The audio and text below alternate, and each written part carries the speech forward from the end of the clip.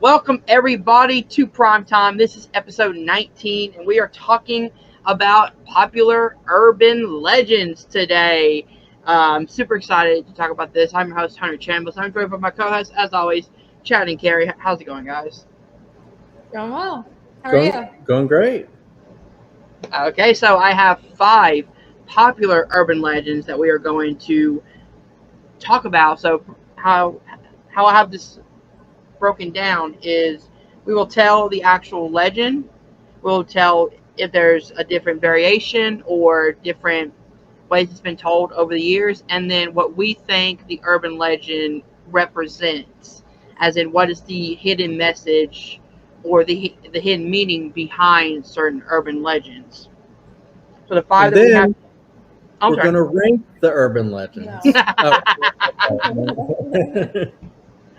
So I have 5 urban legends. I have the babysitter. I have the hook, killer in the backseat, take, and the kidney heist. So if your guys are ready, we will start with the first urban legend, which is probably the most famous behind another one we have on here, and that is the babysitter urban legend. So I have it right here. It says the legend details a teenage girl who is watching television at night while babysitting after the children have been put to bed upstairs. The phone rings. The unknown caller tells her, check the children. The girl dismisses the call, but the anonymous caller dials back several times, and the girl becomes increasingly frightened. Eventually, the babysitter calls the police, who informs her that they will trace the call. After the stranger calls again, the police return her call, advising her not to leave immediately. She evacuates the house, or advise her to leave immediately. I'm sorry. She evacuates the home, and the police meet her to explain that the calls were coming from inside the house, and that the unidentified prowler was calling after killing the children upstairs. I think that's the darkest version I've ever heard where the children die. Yeah, and there's even a worse variation that's in a modern time, so I'll get into that one real quick. In some variations, when the prowler calls the babysitter, he makes scary noises like giggling or heavy breathing. Also in this version, when the operator says the calls are coming from the same house, the phone goes quiet. When the operator asks if the babysitter is still there, all they get is some scary noises, meaning that the babysitter has already been killed. So that is a different version, as we heard. But in the more modern version, rather than being tormented by a menacing phone call, the babysitter is unnerved by what she assumes to be a hideous, life-size statue of a clown in the corner of a room. When the mother or father of the children is caring for the calls, or she is caring for calls home to check in, the babysitter asks if she can cover the clown statue with a blanket. The parents inform the babysitter they do not own a clown statue. The statue was really a murderer who attacks and kills the girl before she can escape. Yeah, that's a fun one. That is creepy. This is a really interesting one because, like, you can kind of like think of a lot of different horror movies that kind of like come up with this, not just like urban legend movie like about urban legends in general, but like Scream, the original Halloween, When a Stranger Calls is the most obvious. Black Christmas. Yeah. There you go. So what do we think this urban legend represents, and why? Hold on, we'll cut this out. 3, 2, 1. And why does this urban legend continue to kind of stay popular over time? Well, I mean, that's kind of like the thing about, like, I think what makes something like Halloween 1978 so, pervasive, and it just like sticks with you for so long. And movies like Scream and When a Stranger Calls and Black Christmas that are so popular, not only were they inventive with like their great, like, film techniques from, necessity, but also because like it's about, a babysitter in like suburbia. It's supposed to feel safe. It's supposed to feel like it's a bubble of protection. Like a person in suburbia, like a little kid, is not going to think that anything bad would ever really happen to them because they're in the suburbs. It's the nice place. You're not a rough kid from the streets or anything like that. So it's supposed to feel very protective, but then you have this invader or like a call that's like, I'm in the house. And it's just like one of those scary things that you can just think of. If that ever happened to you, that'd be terrifying. Like the calls coming in the house. Oh my God. So yeah, that's what I think it's why it's so scary and relevant and persists forever. Yeah. Carrie? That's a good point. Yeah, I think, I don't know, this is an interesting one. Like, I think also you could see, I don't know what the exact origins of the story are, but you could see either someone who's either a kid's age who is being babysat or the babysitter's age, you know, making up that story, or other kids or even other teenagers telling each other that story, because, you know, it's scary for everyone. And it's one of those things I imagine was, you know, someone developed it to scare someone, and it was kind of passed around like that. Yeah. I might be wrong, but I remember watching a video that said that the premise of this urban legend came from a real story that actually happened in the 1950s. That sounds like part of the urban legend, if I'm being honest. But, well, I mean, from what I heard, which I haven't pulled up here, they actually do have the name of the girl as well as what actually happened. Give me a second to actually look up the name because this is very interesting. Okay. Yeah, that is interesting. Because usually you hear that and you're kind of like, yeah, okay, whatever. Yeah, it's like the scene in the movie Urban Legend where it's like, yeah, you know, this happened to, you know, every friend in your hometown, but really it didn't. Yeah, I think it's just like such a concept that like everybody can relate to, because, you know, I think everybody has like some sort of like babysitter, or like, you know, I think that's why John Carpenter made like Halloween off of like a concept of the babysitter murders, because it's like what everybody kind of like goes through and can relate to. And, you know, that those are what make the not only the best like horror films, but the best like stories to tell like under the over a campfire with s'mores and stuff. It's just like the call came from inside the house. Yeah. So you have to be pretty rich back in the day for the call to come from inside the house. There is you have 2 lines in your article. phone, your landline. I'm sorry? We're talking about like back in the day, like to get your own line on a landline in your house, a big deal. Like you might be rich, or well, you would have had to have 2, because once you picked one person picked up, you couldn't like, you know, call the same number. I am way too young because I do not remember this. Okay, well, we used to have a thing called landlines. If you picked up one, you heard of them? If you picked up one phone in the house, all the other phones, it was the same conversation. So you couldn't call like your own phone number. Yeah. There were sometimes too where you were like tethered to the wall when you're talking to people and stuff like that. Yeah, you couldn't move anywhere. You had to be stuck there. Yeah, you've been spoiled your whole life, buddy. Yeah. Sorry to put us on a tangent. Yeah. So yeah, there is an article that says the truth behind the babysitter and the man upstairs urban legend. The murder of a teenage babysitter 67 years ago remains unsolved. Her name is Janet Chrisman, was murdered 67 years ago, but the crime still remains unsolved. She was babysitting for the Millers for the first time. The Millers. Sorry. The kids, Bobby and Tiffany, were already asleep when Jane arrived. She was doing her homework at the kitchen table when the phone rang. Hello, she asked, but heard only heavy breathing in return. She hung up the phone and walked to the front door to make sure it was locked. Yeah, so he asked the same question, have you checked the children? Jane knew she should go upstairs to check on Bobby and Tiffany, but her legs were too weak to safely climb the stairs. She called the Miller several times but couldn't get a hold of them. Next, Jane called the operator to see if one of their classmates was trying to frighten her. The operator asked her to hold on while they traced the call. When the operator came online, she told Jane, "Get out of the house. I'll send the police. The calls are coming from inside the house." So this is based on a true event that still remains unsolved today. Yeah. And the phrase "Have you checked the children?" is a ton scarier, I will say. Even though I love this one, than what's your favorite scary movie?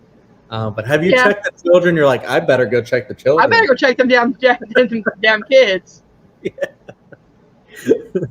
All right. All right, so let's move on to our next urban legend, which I believe is the Hook. So that one is going to Chad. Yeah, going off of the movie Urban Legend that we discussed. This was the one, I think, when I saw that for the first time, that I was like, oh, I remember that story, like hearing something about that story, like a Hmm. guy with a hook, and like what it eventually turned out to be above the car and things like that. What was really interesting. So I really wanted to read this one. So let's go ahead. Here's how the story goes. The basic premise involves a young couple cuddling in a car with the radio playing. Suddenly, a news bulletin reports that a serial killer has just escaped from a nearby institution. The killer has a hook. For varying reasons, they decide to leave quickly. In the end, the killer's hook is either found hanging from the door handle or embedded into the door itself. Different variations of this. A similar legend recounts that a young couple are heading back from a great date when their car breaks down, either from running out of fuel or a malfunction. The man then decides to head off on foot to find someone to help with the problem while the woman stays behind in the car. She then falls asleep while waiting and wakes up to see a hideous person looking at her through the window. Luckily, the car is locked, so the person can't get inside, but to the woman's horror, the person raises both of his arms to reveal that they are holding her date's severed head in one hand and the car keys in the other. The fate of the woman is never revealed. Ooh.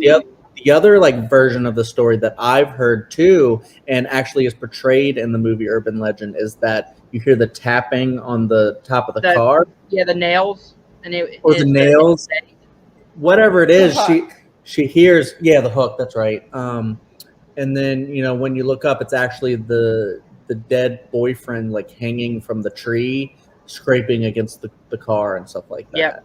that. That's just a scary thought. Yeah, that is a scary thought. Yeah, this Yeah, one's, yeah. What do you guys think it means? I think it maybe is kind of an unfounded fear of maybe the mentally ill and maybe people who aren't able-bodied, but Oh, like hook people who have hooks for hands and stuff like that. or just general fear of it's like, it seems like a cautionary tale. Hunter kept it PG with cuddling, but maybe a cautionary tale. Oh, yeah, premarital sex. Well, that's a big horror trope in Yes. general. So yeah. I never actually thought of that, Carrie. The misunderstanding of people with disabilities and stuff like that, and just being like a guy with a hook. I just think like a guy with a hook, or like Edward Scissorhands or something. It's just like kind of just a scary thought of like you think of like someone without two hands. It's kind of scary because you're like, you should have two hands, but a lot of people, some people don't, and some people have to go through that life. That's a very good thing about sometimes our misunderstandings turn into horror movies and things like that, and just horror concepts, and just the thought of being alone in the woods and having some man with a hook. It's just all really scary, to be honest, thinking about that. To be alone and be attacked by in the woods with no one around. No one can hear you. Yeah. No one can hear you scream. Yeah. So going off of what Carrie said, I do remember watching videos on like, damn it, breaking down urban legends and what they, the true meaning of it could be.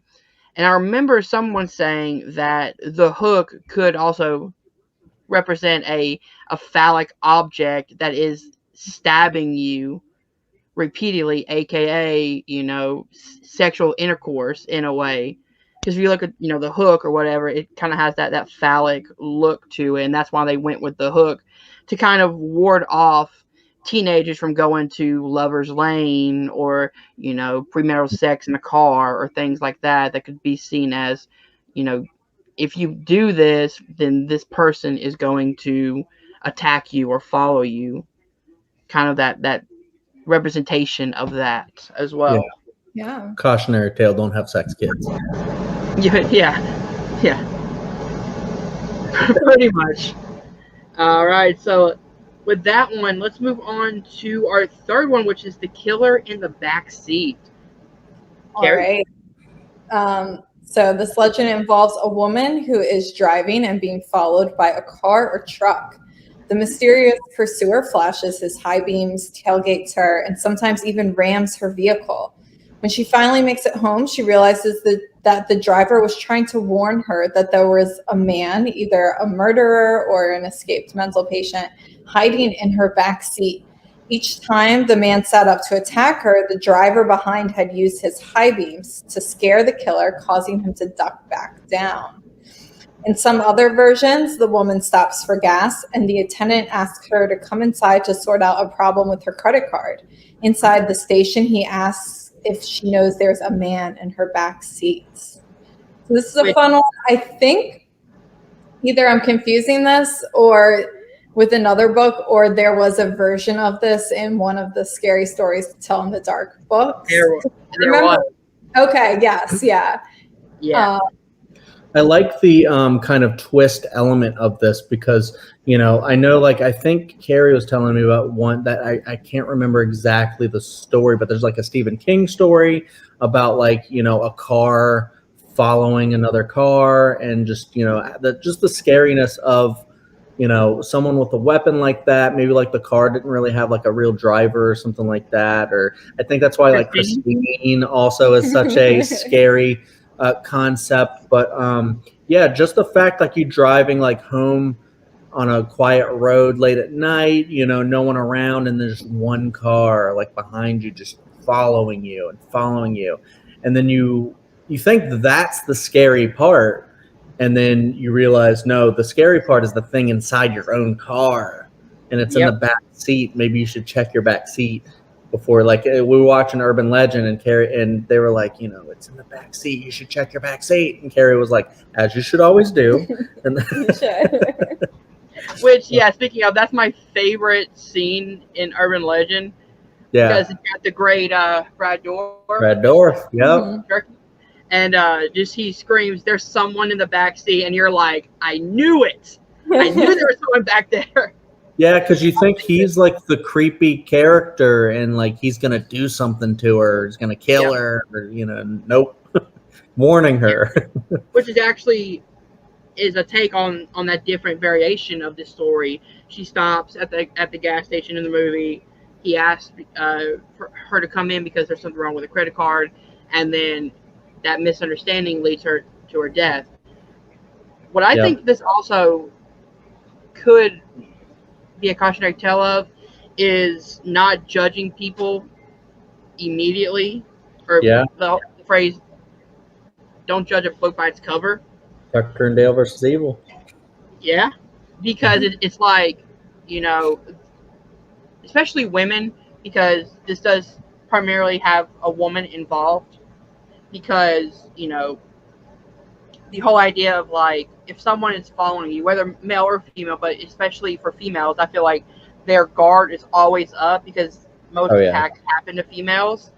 So they're always on high alert. And then when somebody is trying to warn them, they don't know if it's a warning or if they're being targeted. And that the whole idea of should I listen to this car or should I not listen? And the whole idea of it's up and down. You don't know. Hey, we have one right here, Carrie. What are your thoughts on this? Yeah, I mean, it is a problem. I would say not just for women, but for any person, especially if and kind of the more practical advice is not to pull over if someone's doing that, is to drive to a police station or a hospital or somewhere that is very well populated and well lit. And even if, because there have been attacks where some kind of serial killer either is a cop or has gotten access to some kind of lighting, especially, back in the day, in the 70s, it was easier to get that kind of stuff. and like killers have pulled people over and killed them because you think it's a cop. So if you're in a situation, if you're on a deserted stretch of road, a cop is following you, you can decide not to pull over. You can use your cell phone, call 911, make sure it is a legitimate cop pulling you over, or wait till you're in a well-lit area to pull over. And also, it is very practical advice to always just check your back seat and even like your front seat before getting in your car. I know this is a thing a lot of women already do, but probably everyone should do it, is just, I mean, most of us don't, but especially if you're in a dark area, it's not well lit, or you're by yourself, to just get in your car and start driving, and like get in your car, lock the doors, start driving. Don't like fuck around with the radio and stuff first, even though that can be dangerous. Yeah. But if you're alone or it's dark or something, there was a woman recently who was getting off of her shift at Walmart, and she went into her car, and I don't think that she hesitated or anything. I think the killer was out there, literally waiting for her to get to her car, but he forced her into the passenger seat and unfortunately killed her. And it can be extremely dangerous. And if you want someone if you're in a situation like that, even if you think it's safe, just ask someone to walk you to your car. It's hard to ask for help like that. And a normal day, you don't think it's going to happen, but you never know. Yeah, Carrie actually reminded me of something to say. That's a really good advice. Just like a lot of these, they're kind of parables. They're stories of caution. I mean, that's scary. It's fun, but also like you're saying, check your back seat. If you're ever pursued by someone, even if you're not on a deserted highway or something somewhere, if you're near your home and someone's doing that, maybe don't go straight home. Maybe go drive to a police station or something like that. Because I think if someone's following you and you do something like that, they might just probably leave you alone and drive away if you're driving to the police. And road rage incidents. And this is, any of this stuff affects anyone of any gender. I know typically we it is like Hunter said, usually women are kind of more attacked, but really anyone can be attacked, especially road rage incidents, stuff like that. Happens to literally everyone. People out there are crazy. Don't feel like if you're not a woman that you can't also be victimized. So be careful out there, people. Always be careful. I love how we turn this fun urban legend stories into real cautionary tales, but that's kind of what urban legends are. They are after school special. Hey kids, there's something to remind you that yes, these stories are fun, but also take something from them that you can use in your actual life. Okay, so if we're ready to move on, I'll be taking this one. It's one from Japan that's very popular. It's called Teke Teke. Here's the story. Teke Teke is the ghost of a young woman or schoolgirl who was tied to a railroad line by bullies, which resulted in her body being cut in half by a train. She is an Onryo, or a vengeful spirit, who lurks around urban areas and train stations at night. Since she no longer has lower extremities, she travels on either her hands or elbows, dragging her upper torso and making scratching or teke-teke-like sounds. If she's encountered a potential victim, she will chase them and slice them in half at the torso with a safe or another weapon. And then there is a different variation. One variation of the story concerns a young woman known as Kamishima Riko. Sorry for that butchering of that name. Kashima Riko? Something like that. As with the original iteration of the legend, she died when her legs were severed from her body by a train after she fell on the tracks. According to some sources, some versions of the legend state that when an individual learns of Kamishima's story, she will appear to them within 1 month. The Riko story predates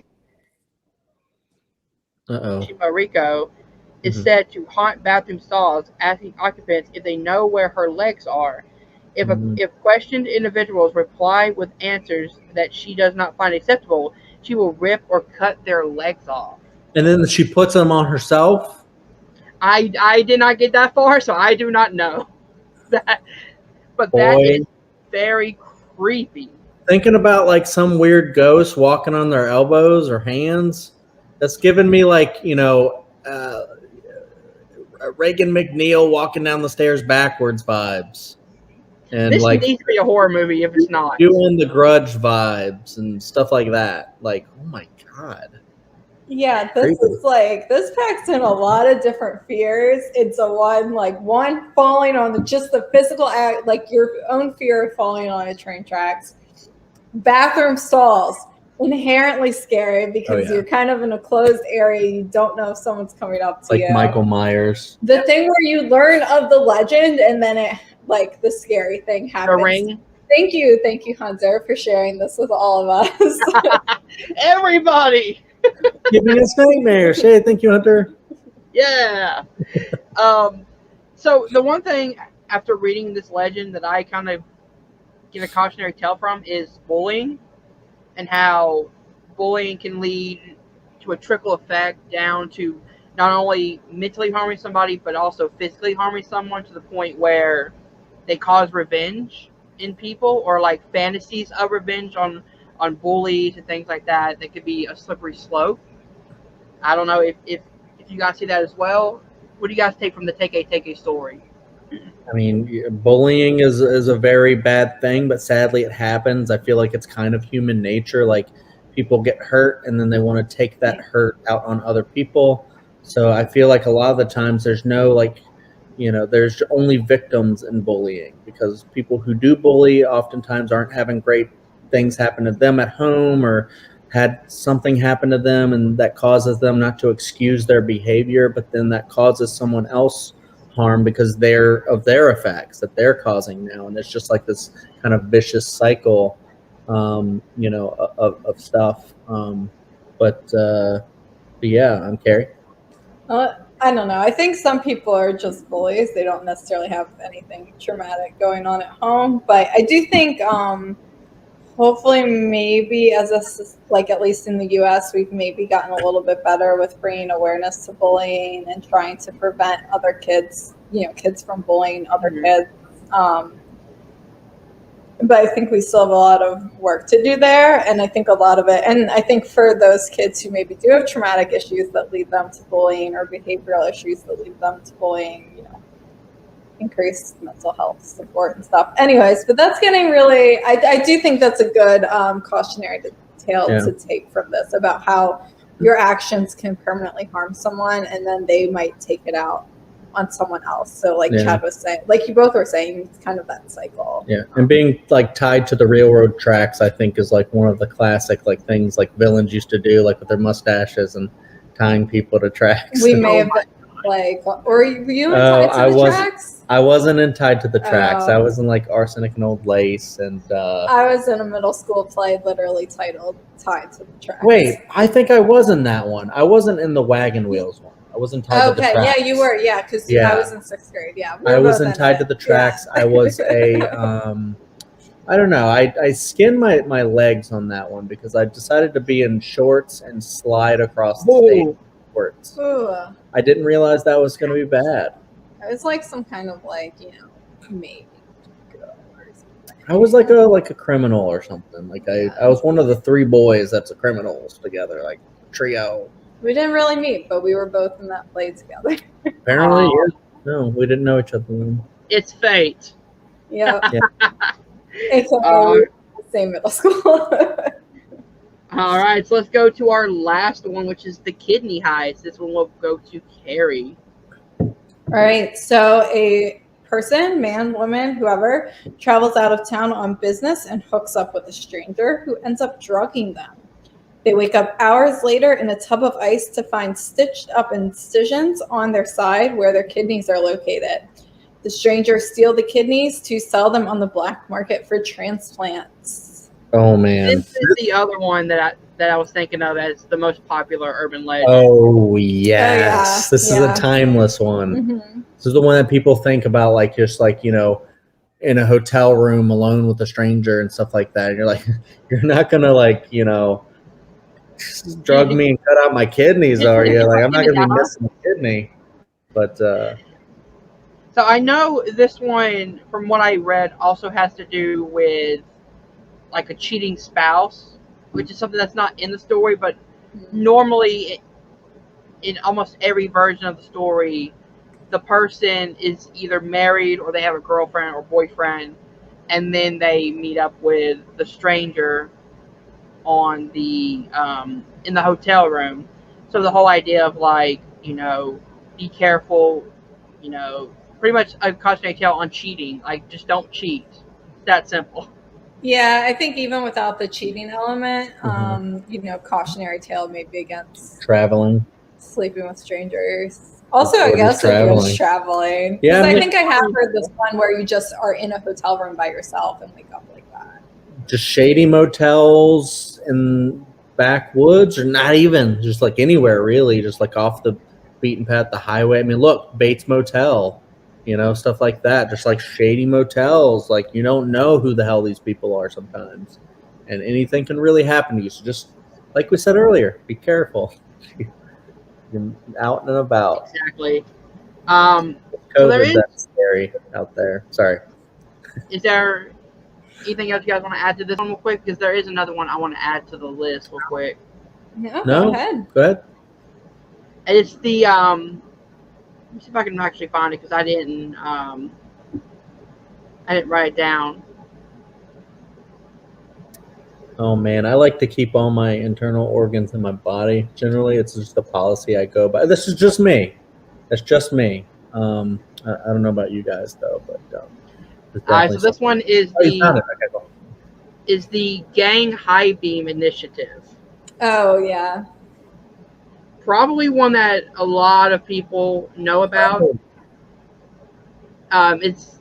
So the urban legend goes that people who want to join a gang, what they do is they turn off their high beam while riding down the road. The first person to blink their high beams at them to let them know, to warn them to turn on their high beams, they make a U-turn, turn around, and then they kill the person in the driver's seat as their gang initiative. Oh. Yeah. And so this one has already been like debunked as false by a lot of people. I just found it, kind of like a fun urban legend of like, again, who do you trust on the road? It's the same road game. Like, are you being a good Samaritan by warning these people to, kind of put your high beams on because there's cops and cops can stop you for that. I know that's why you would do it, but that could also cause you harm. I'm sorry? Also not to, kill someone because if you're driving around with your lights on. Yeah.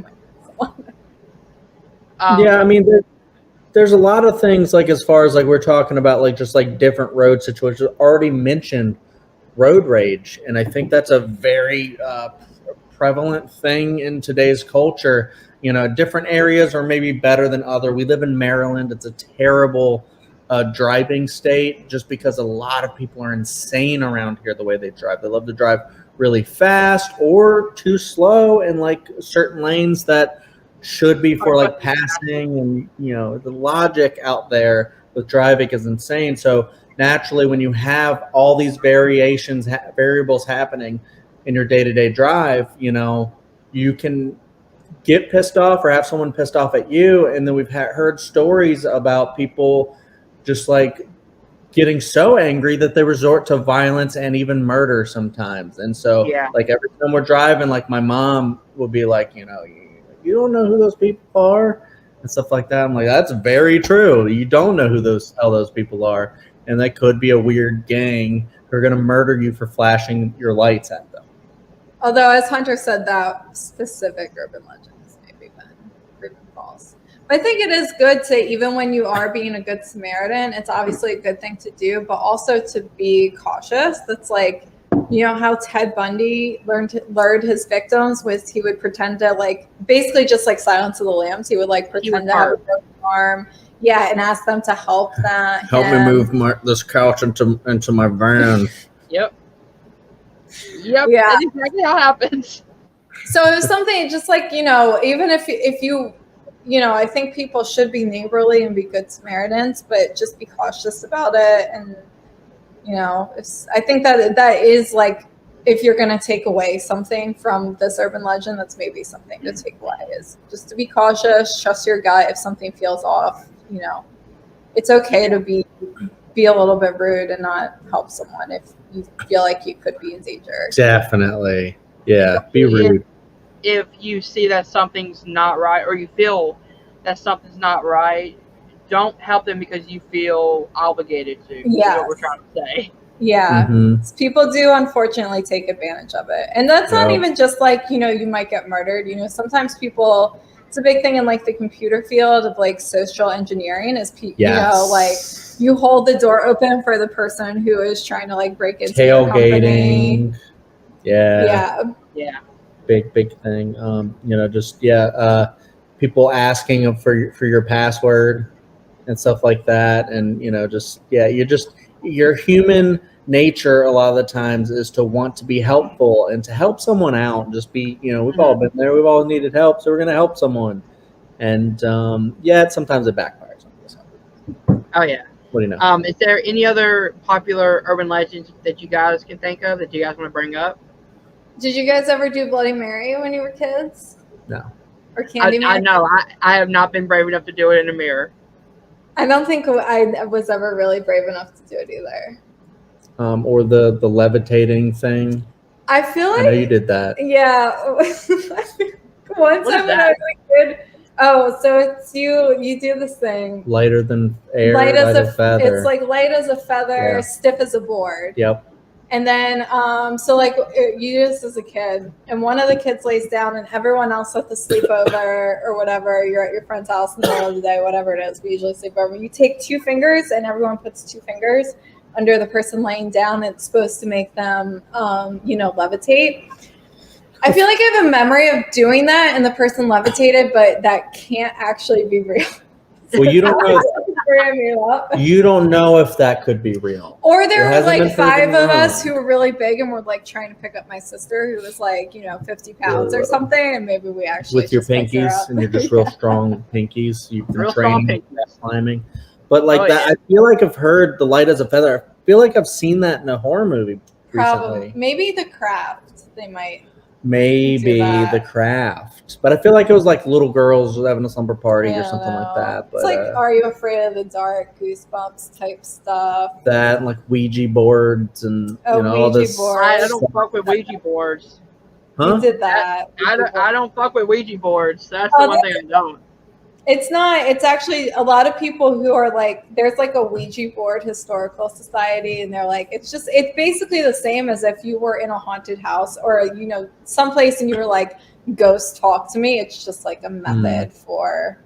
And also, like, don't go to graveyards and like invite spirits back to your home because they might. So I found one that it's kind of a newer one. Called The Watcher. Now this one is kind of mixed because it is based. Go ahead. Sorry. Yes, but it's based on kind of a true story, but no one knows where it came from. So it says a New Jersey urban legend that creeped its way into viral fame in 2015. The Watcher is a tale of a young family moving into their dream home in Westfield. Shortly after they settled in, they began receiving anonymous letters signed by the Watcher. The writer claimed that it was his duty to watch over the house and filled the letters with chilling lines such as, "Do you fill the house with the young blood I requested? Even worse, the inhabitants of the house are still receiving creepy letters to this day." Oh, I feel like that is based on I feel like I heard that on a true crime podcast or something. Yeah, so a family, I actually saw a video on this. A family moves into a house and they start receiving letters, and they, as the story said, and the stuff that were in the letters had come to see, like, stuff that only the family would know, or someone who was watching them and their kids, like, outside.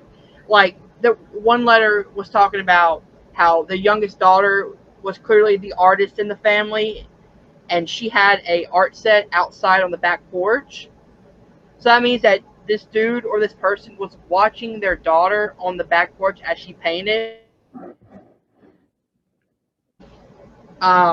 There was letters about, as I said, like, do you fill the house with the young blood I requested, saying that he was going to kill the family, things like that.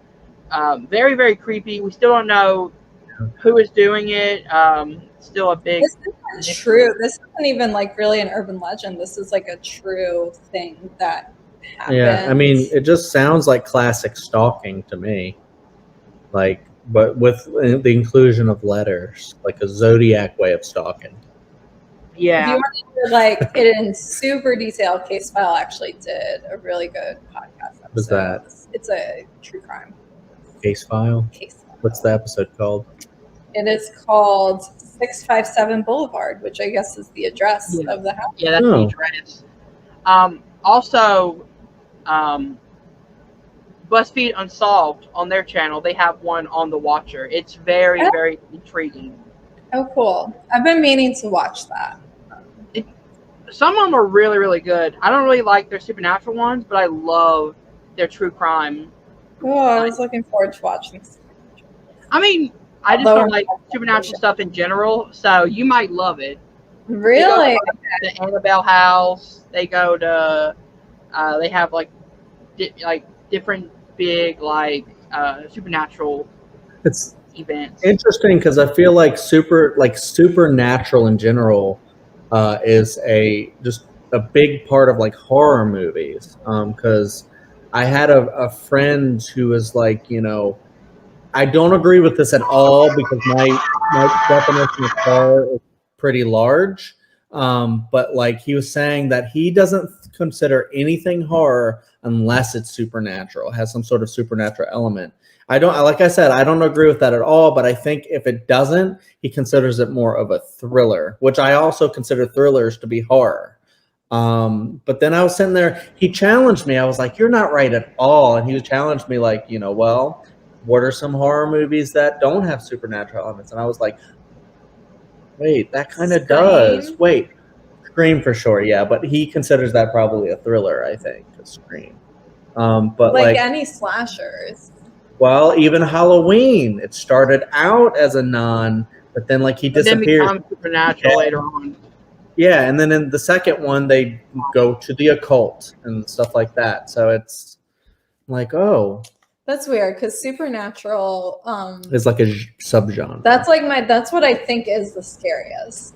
I agree, but because it's the unknown. But also, I think like the scariest can be just the thing in the backyard that wants to kill you, like Halloween. As an adult, that's what I find more scary now is like stuff where it is like a real person doing the killing or like home invasion type stuff. Yeah. Like as a kid, though, that stuff didn't scare me at all. It was really only the supernatural type stuff that scared me. See, I was the opposite. I never believed in supernatural stuff, even when I was younger. Like, I loved watching movies with supernatural elements in it, but I never really bought it. What scared me the most was movies like The Strangers, where it's like it felt so real that, like, I'm in my home. Yeah, the door may be locked, but someone can still get in. It's midnight. I'm watching The Strangers late at night, and that freaks me out because it is realistic. Yeah.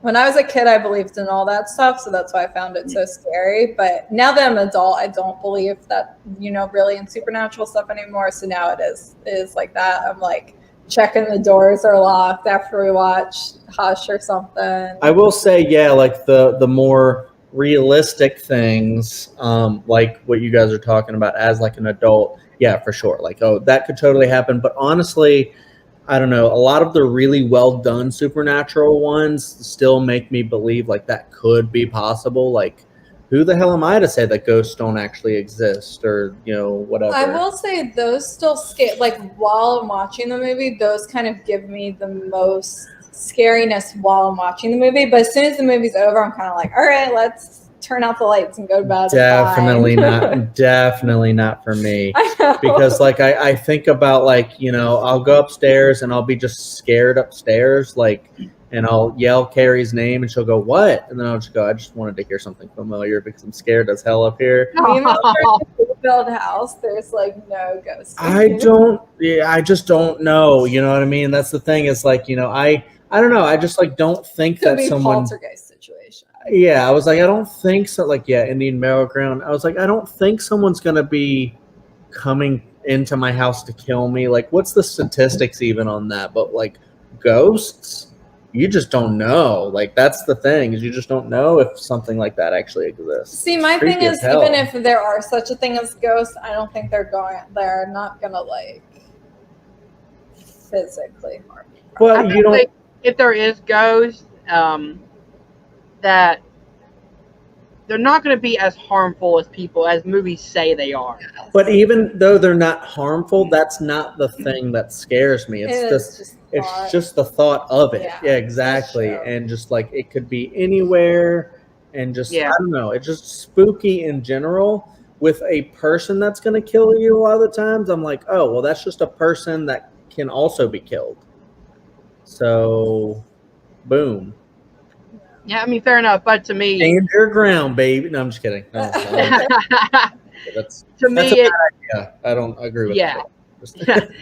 But to me, what's scarier about movies like The Strangers is not only that they're realistic, but that history has shown that there are people that are crazy like that in the world who will just, you couldn't even do anything to them, or,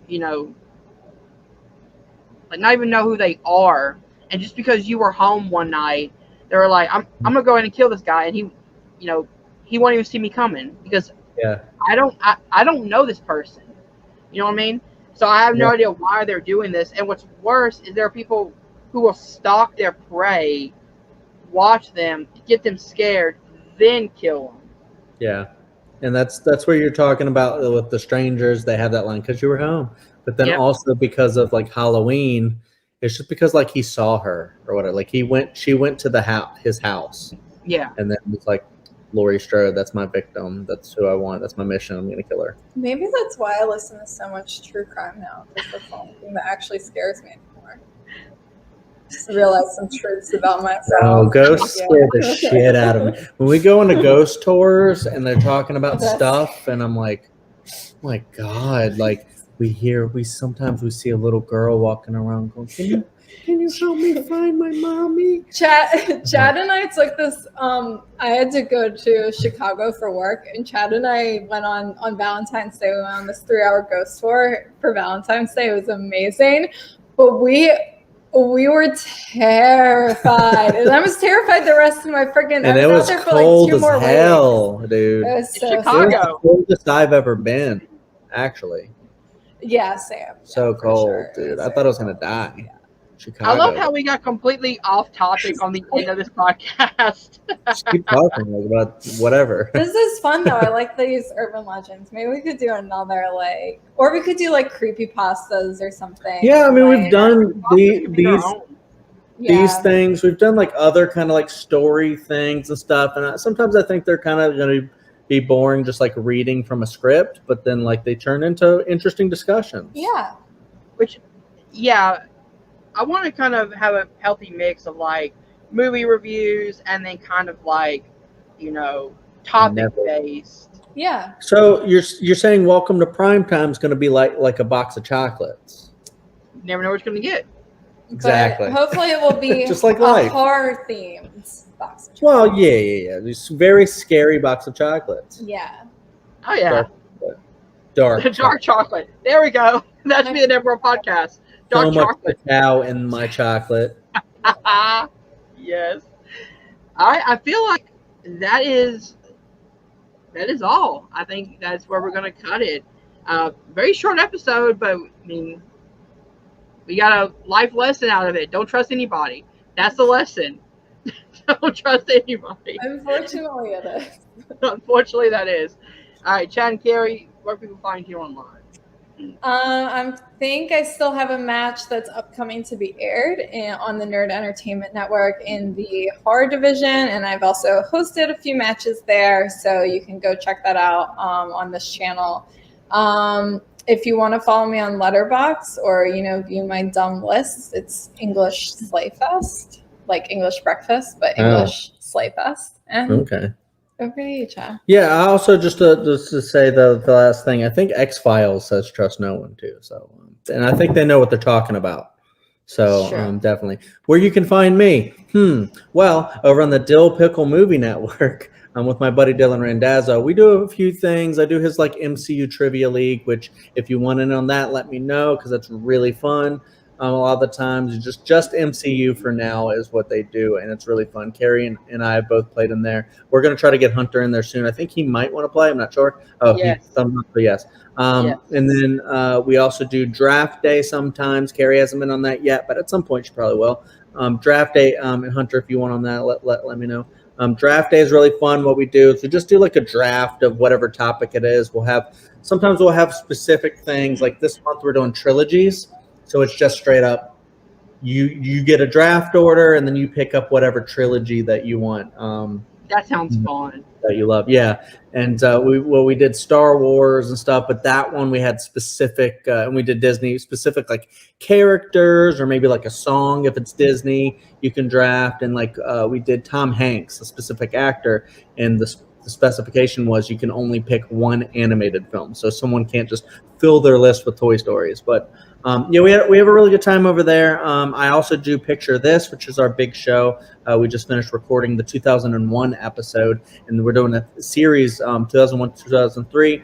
What the show is every month we do a year of the Oscars Best Picture movies. We watch them, talk about them, rank them, talk about the actors and actresses from that year, the ceremony itself, and just have a really good time. We're doing the Lord of the Rings series, so I said 2001 to 2003.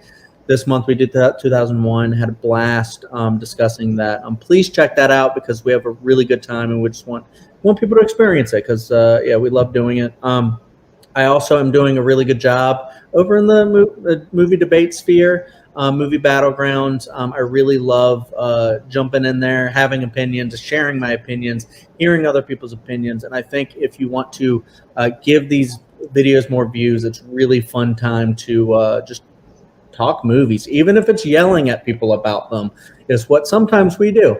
And I just beat my buddy Sean Wait, Hunter. has that aired? It hasn't really, but cut that out, I guess. I beat someone recently, and it was awesome. I don't know. You take that for what you will, but I'm doing really well, and I'm having a great time. I also do trivia a lot of places, horror sometimes too. Have a really great time. And the last thing I'll say is my own little channel that I do. We just really do it for fun, but it's fun ranking stuff. We ranked a lot of things like Edgar Wright, Harry Potter, Christmas. It's just my name.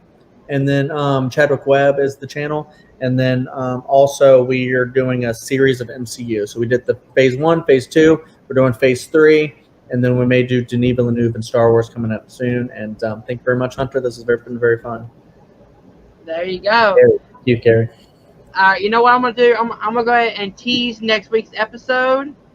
It will be, we're returning to Buffy. Yes, we're doing the season 3 part 1 rankings of 1 to 11.